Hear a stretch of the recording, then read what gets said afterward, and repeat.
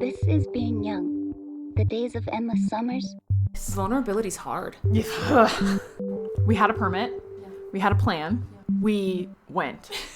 I think that about sums it up. Core experiences that I know fundamentally shifted who I am as a person. And I was like, are you okay? I wasn't. In hindsight, I would do things completely differently. Is it yither? Is it yonder? Welcome to Yither and Yonder.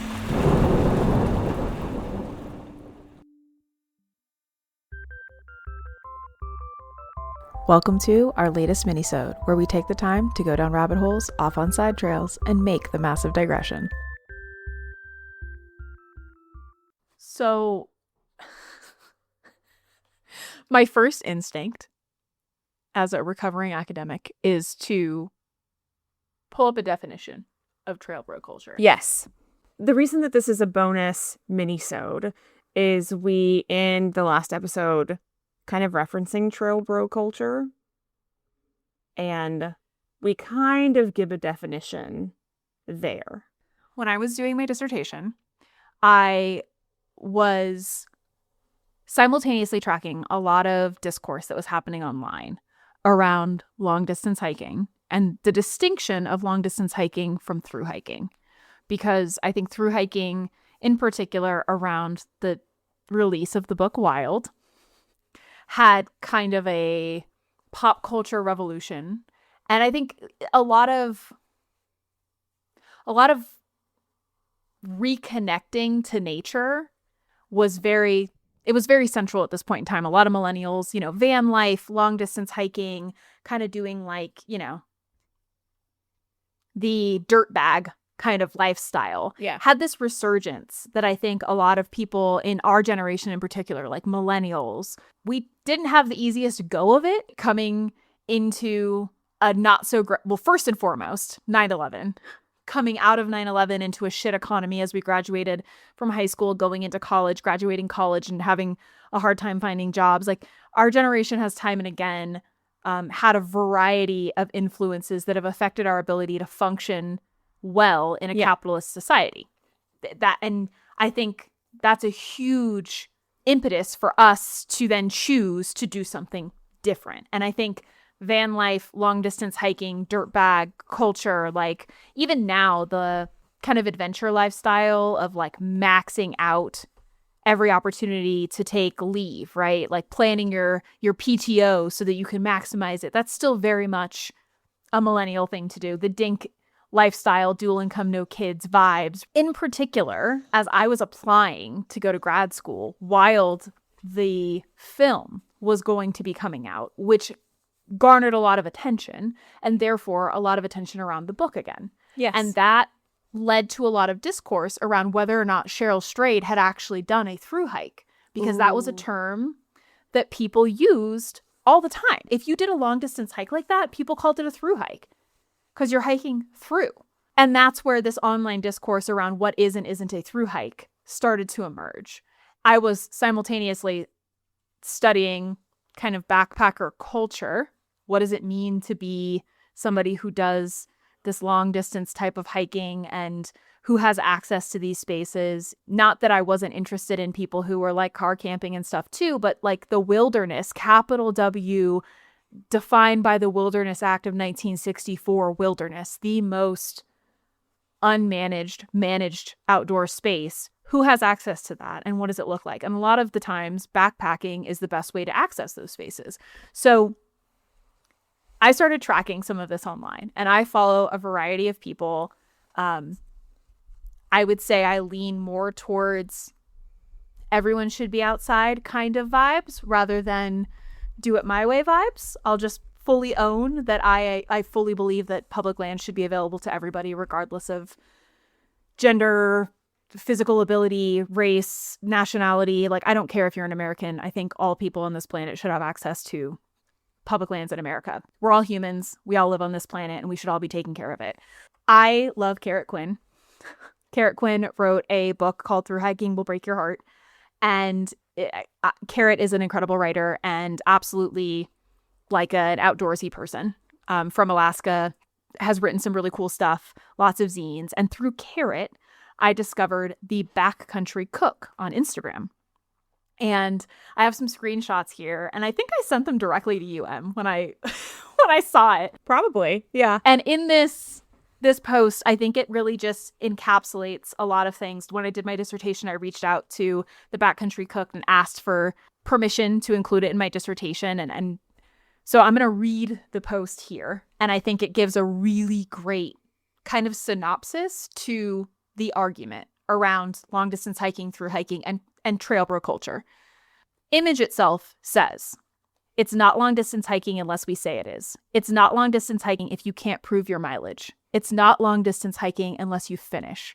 It's not long distance hiking unless you can afford to take 25 to 50% of a year off of work. It's not long distance hiking if you don't take gear seriously.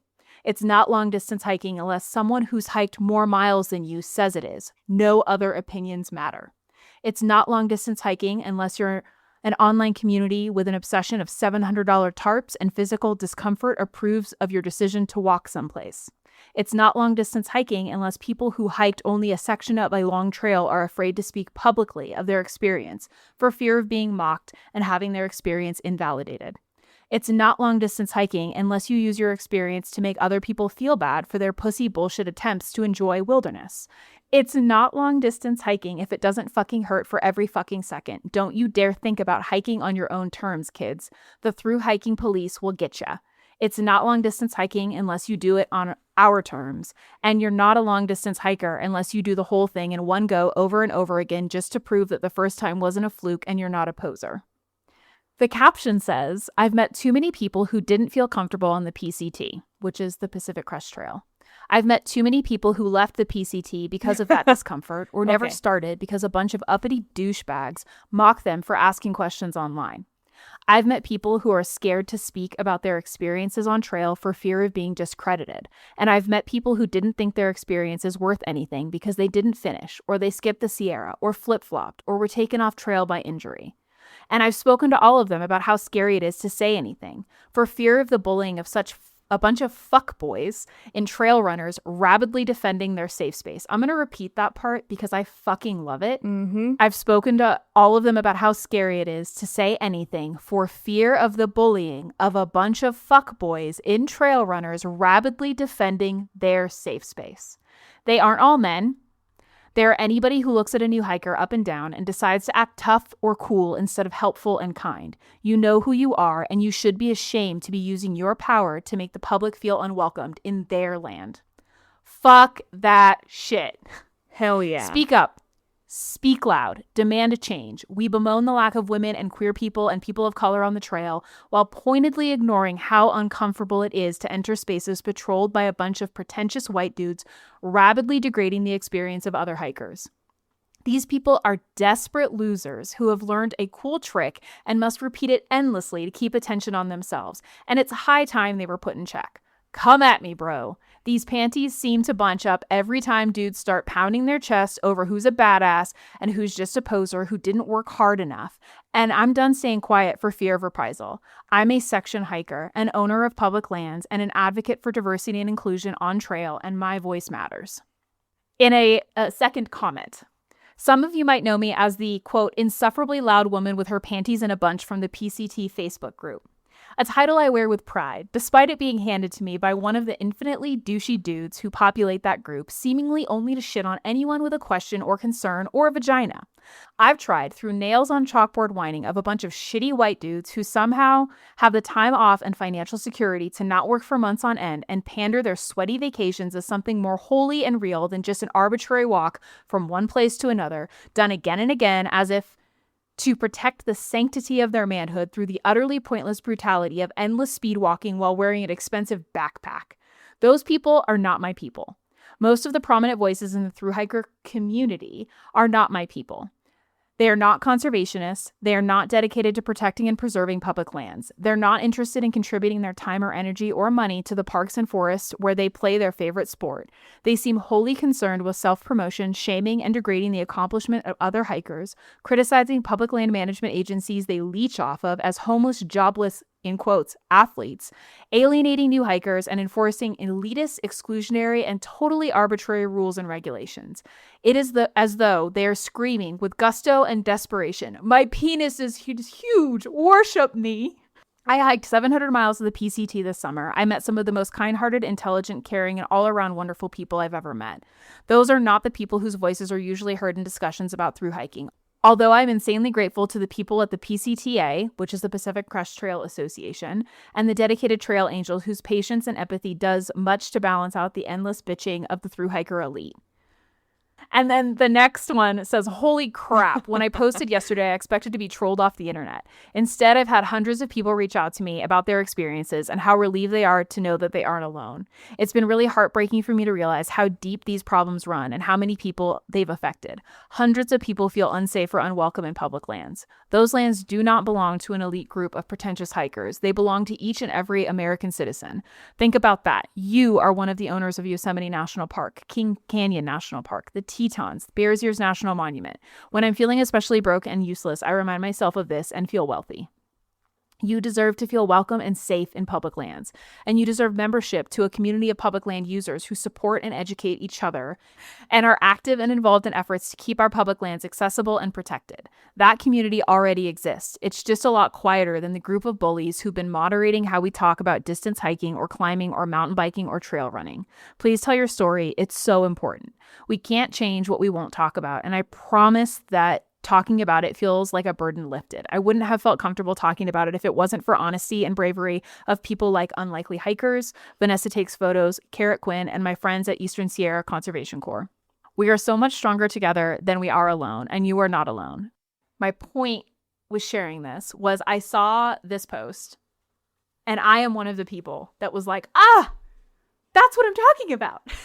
I love the way that she frames a lot of this. Yeah. In that something that people do as a kind of innate human experience, wanting to be outside. And you and I have talked about this, walking from one point to another. It doesn't matter how I get there. I'm just walking. I'm walking outside.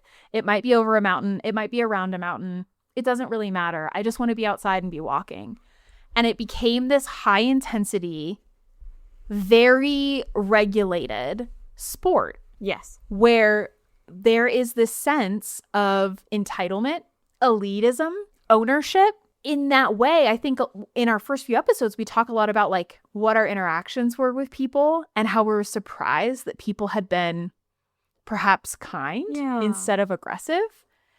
And I think it took us longer and we had to get deeper into the trail and further away from some of those day hikers, section hikers, overnight backpackers to find the true through hiker trail bros. But we found them. We eventually find them. We did. And I just want to be clear that like when we say trail bro, we don't mean just an able-bodied white dude who's cisgendered, heteronormative. You know, we're not talking about a particular set of demographic characteristics.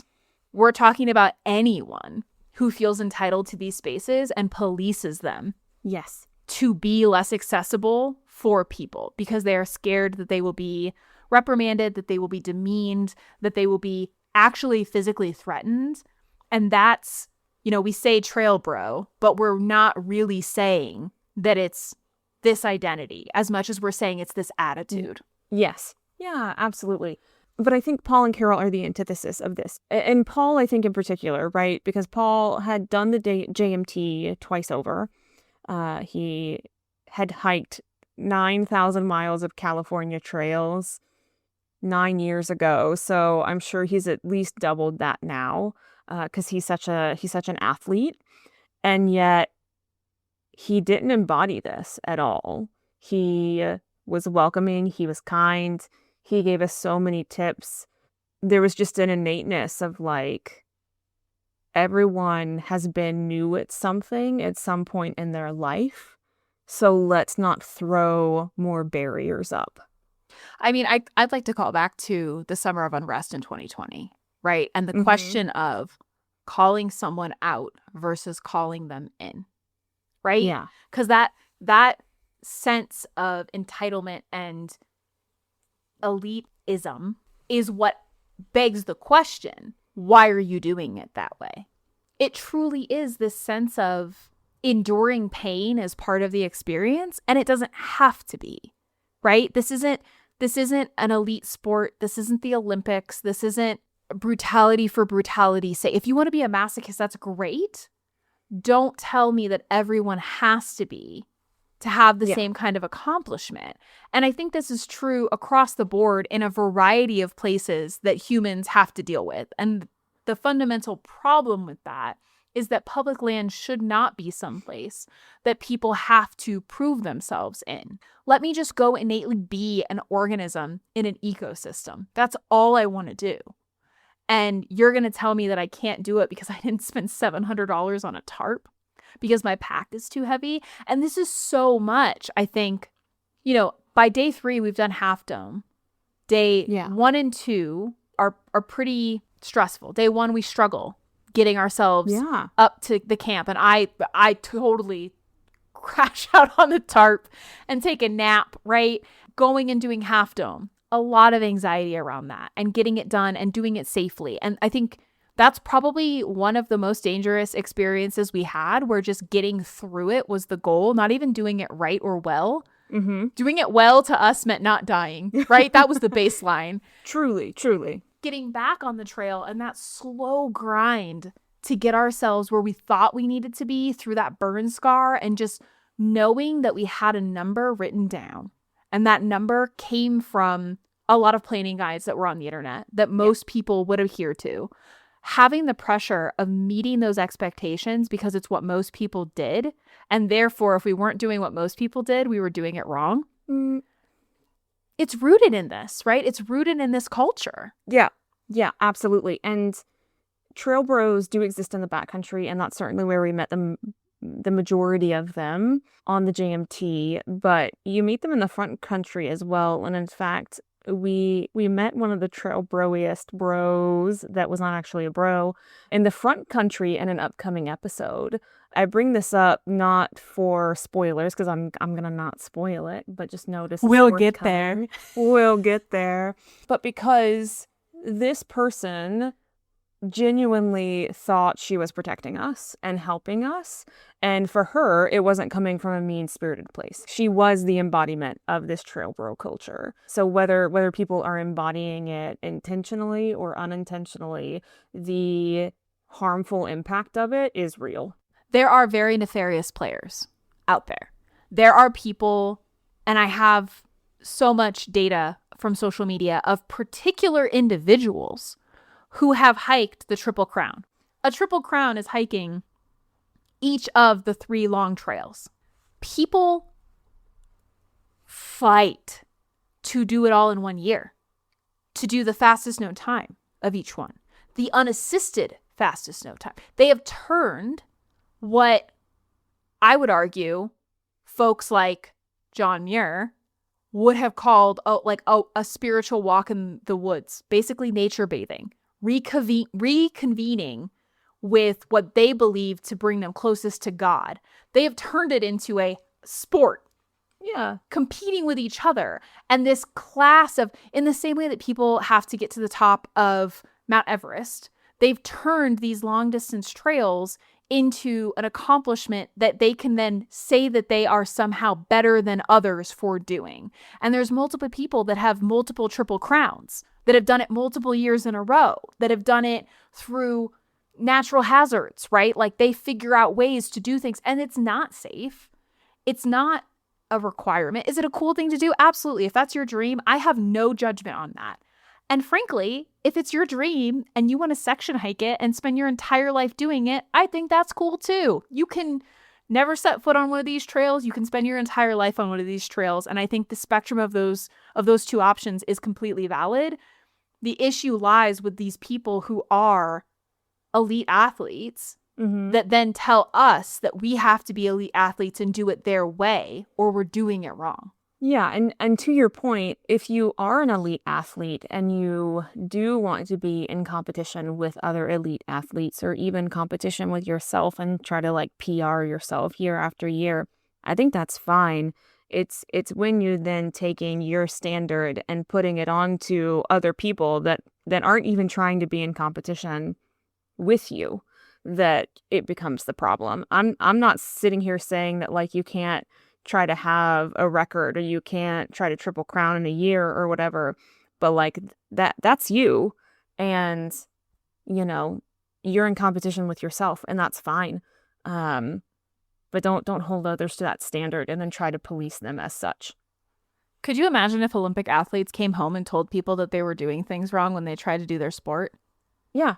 Oh, yeah. It's the same concept. And the issue is that because you are living in this space while doing the activity, because you are literally living on the trail day after day, running into people doing the same thing, there's the unintentional side of this that we experienced with the trail broiest bro of all of them that we met, where it is implicitly harmful. It's I'm trying to give you advice and I'm doing it from a place of like a good-hearted nature, but it was not asked for. No. We didn't ask for the advice. We didn't ask for the help that was thrust upon us and then caused doubt and a sense of concern because we were being told that we were doing something wrong. And then there's the explicit, your pack is too heavy. Yeah, well, the first 200 miles of any hike just suck when we're going on a 200-mile hike. There's the explicit, I'm trying actively to harm you. And there's the implicit. And I think both exist. And the issue is that trail bro culture has turned into the dominant culture in a lot of these spaces because that's where the conversation was happening. It was a group of bullies that could rally around on Facebook pages, on Reddit threads, in clubs, because there's hiking clubs that people join. And the community of people who were feeling harmed by that rhetoric didn't have a space to rally in the same place until organizations like Unlikely Hikers were able to come together. And again, the goal there is to make everyone feel safe, welcome, and able, right? Because I don't care how you do it, as long as you get to do it, if that's your desire, versus do it my way or you're not one of us. Yeah. Oh man, there's so much more I could say on this topic, but I get into some of this in some of my blog posts, and I'm sure we're going to talk more about this, but there's a lot of depth here. Oh yeah, I mean, I have a whole dissertation on it. Indeed. But this is a mini-sode, and deeper dives into trail bros. But for full transparency, trail bros can be anyone that wants to be an asshole. It's true. Demographics notwithstanding. Exactly. I don't want anyone to feel targeted here. It's not intended to say that everyone that looks this way or comes from this background, or that is not the case. It is a culture that people volunteer themselves into. And in some cases, there is no intention to do harm. It is not something they're aware that they're doing. And that's why these conversations are important, because unsolicited advice can be harmful. Intent versus impact. And, you know, as we go through this trail, we're going to talk about characters who really are the antithesis, the Carols and Paul of the world, who were so supportive and so encouraging and so helpful, and their advice landed in a way that it was clear that it came from a place of trying to help, and it was delivered in a way that did not feel like it had to be received in the way it was delivered, right? There's flexibility around it. Paul was like, oh yeah, you can do this, you can do that, you can do anything, versus you have to do it this way. Yes. So, and we'll talk about the assholes too, because they were out there. Yes, indeed.